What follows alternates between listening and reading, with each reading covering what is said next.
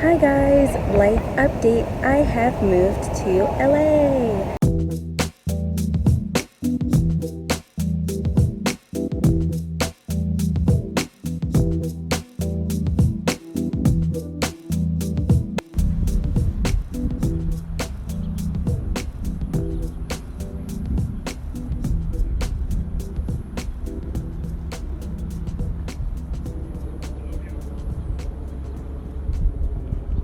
This is the urban light sculpture behind me.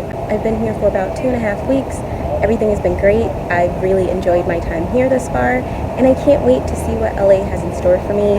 I also want to apologize for taking this long to upload my next video. I know I said that my last video was going to be the last video to take me so long, but clearly I've been doing oh so much trying to get here. So that kind of explains where I've been, why it took so long to get this next video up, but I promise this will not take as long to upload my next video. But thank you so much.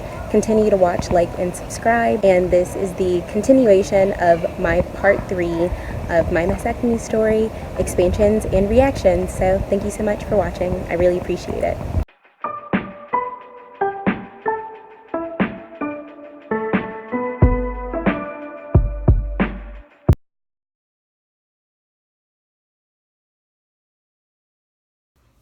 Hi guys, it's May 23rd, yeah, and I was supposed to get my final expansion today, but unfortunately, I was taking some medication in which literally the last day that I finished the medication, I developed an allergic reaction. Like, literally, it is everywhere on my body. Like, every single where. Yes, it is Thursday, May 31st.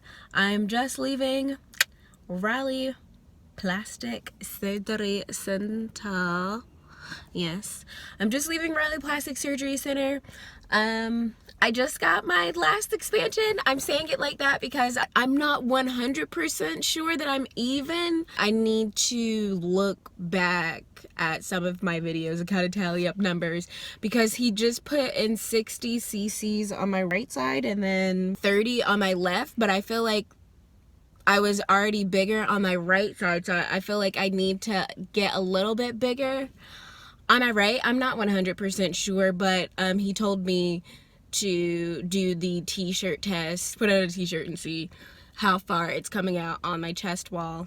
So I'm going to do that tonight, then call, set up, and see, you know, what the deal is going to be, or if I want to stay where I am, or if I want to get expanded again. I'm not really completely sure on exactly how big I want to go, or if I want to go bigger or what, so we're just gonna see all that once I get home this evening. But we also had the conversation about the breast implants that I wanted. There are 3 different options, one being saline solution, which of course is like salt water for the most part, silicone, which is the most popular, but it also has like the most negative connotations to it.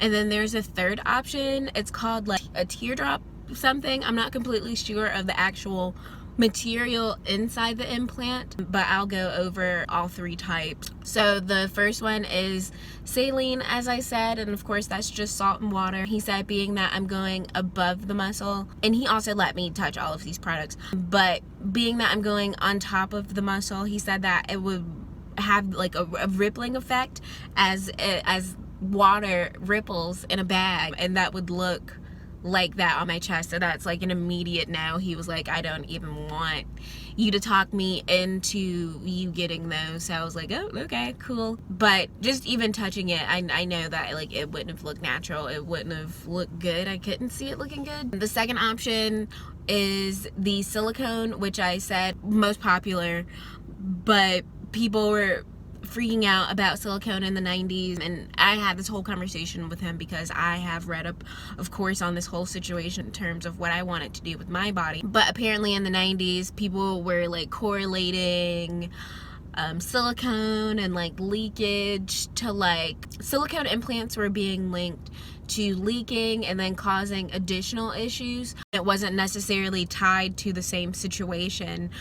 So people were freaking out pretty much about a big coincidence versus like it actually being a cause and effect. And the third option, he said that it is very much so new, which is the teardrop. I really wish I could remember the material inside, but it's shaped exactly like it sounds, like a teardrop. It has like this really weird, like it's in this like really weird bag that kind of feels like something with like very soft like peach fuzz hair. It's like very weird, but he said that that material actually has been linked to lymphoma, so he would definitely not recommend that. And I was just saying, just being the situation of having all of these holdups, me having near-death experience of my allergic reaction last week, which is 100% cleared, thank God. So once he told me that any negative things were even associated with this implant, no.